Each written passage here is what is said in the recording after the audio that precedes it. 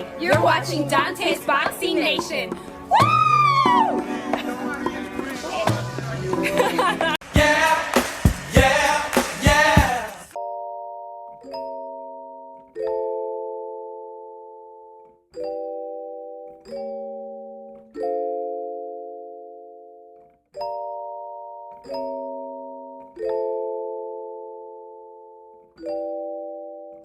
Dante's Boxing Nation, what's going on, guys? So Eddie Hearn, he said that Devin Haney needs to get himself together. He said it still bothers him that Devin Haney revealed the fact that Eddie Hearn wouldn't give Devin tickets to the fight when he flew out to the UK for the Anthony Joshua Daniel Dubois fight. After Devin revealed that Eddie Hearn completely left him hanging by calling Eddie the fakest person he's ever met, Eddie responded by saying he has to take care of his own fighters and told Devin Haney to go get his tickets from somebody else, which had to be news for Devin because he thought that they were friends and he thought that he was one of Eddie Hearn's fighters because Devin has always been loyal to Eddie Hearn and DAZN. In fact, there were Devin Haney fights where Eddie Hearn, he wasn't even involved, and Devin still allowed him to be a part of the promotion as if he still was Devin Haney's promoter. After Devin Haney lashed out on Twitter about not getting tickets from Eddie Hearn, Eddie, he would later on say, what you guys are going to hear in this clip I played, he says it again. He says that Devin Haney should have just reached out to him instead of taking this to Twitter. But Eddie had already told Devin Haney he wasn't giving him any tickets, so what reason would there be for him to reach out to Eddie? So this is what Eddie recently said when he was asked about Devin Haney. Oh, I'll always get on with Devin. You know, I didn't like the tweets that he put out about the tickets. You know, I felt that was something that he just could have messaged me about. I'll always like him. I'll always back him. Devin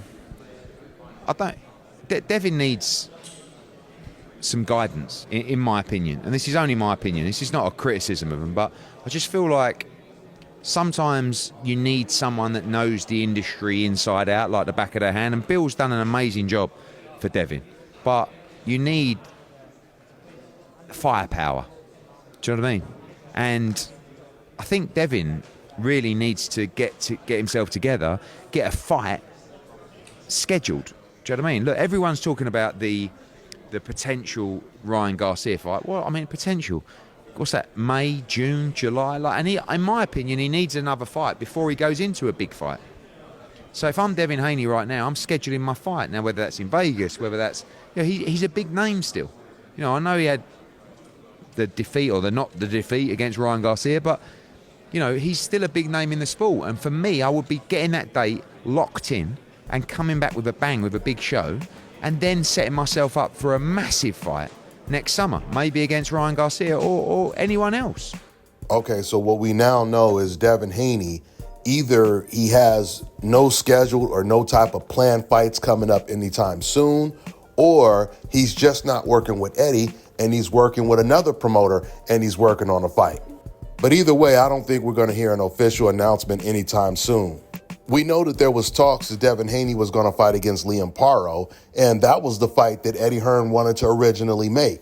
And it's pretty interesting when you think about the fact that in that interview, that little clip I just played for you, Eddie Hearn, he specifically said that Devin Haney is still a big name in the sport, but yet he didn't want to give Devin Haney the type of money that he wanted for a Liam Paro fight. And we're not talking about no $10 or $20 million. We're talking about like $5 million. Remember, Devin Haney made $30 million in his very last fight against Ryan Garcia. He was guaranteed $6 million up front when he fought against Regis Prograis.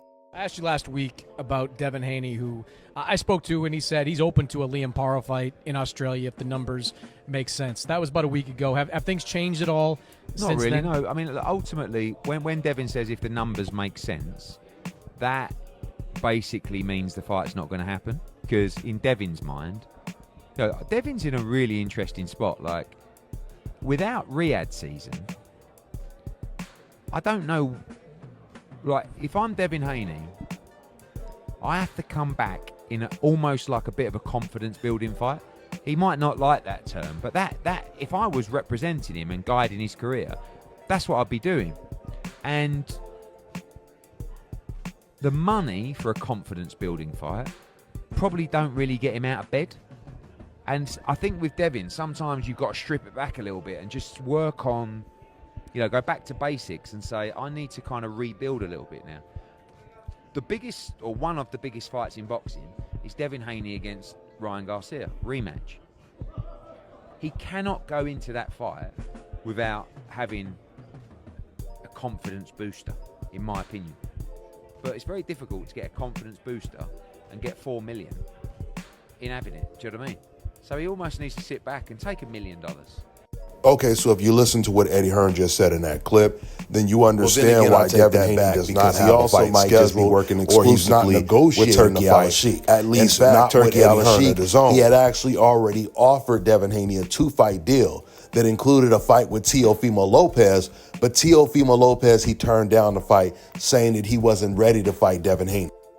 You heard Eddie Hearn. He started to say, if it wasn't for Riyadh season, but he never finished the sentence. So it was like he was basically saying, I'm not going to give Devin Haney the money that he wants, but Turki Al-Sheikh will.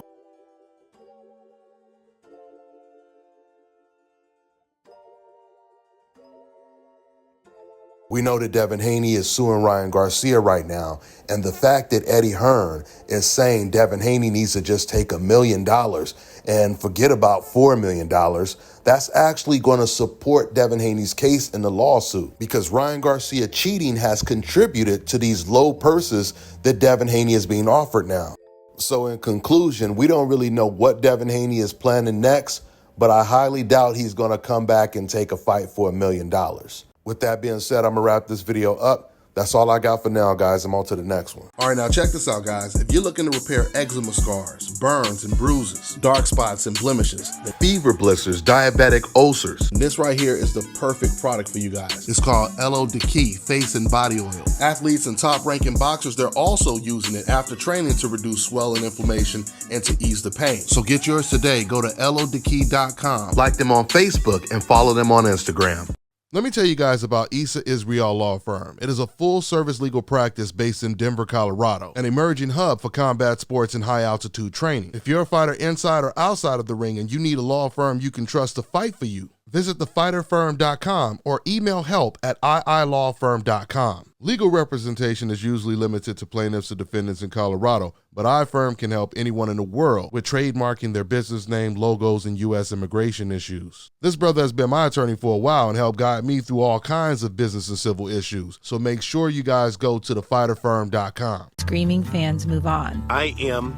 What happens when a professional football player's career ends and the applause fades and the screaming fans move on? I am going to share my journey of how I went from Christianity to now a Hebrew Israelite. For some former NFL players, a new faith provides answers. You mix homesteading with guns and church, voila, you got straightway. He tried to save everybody. Listen to Spiraled on the iHeartRadio app, Apple Podcasts, or wherever you get your podcasts.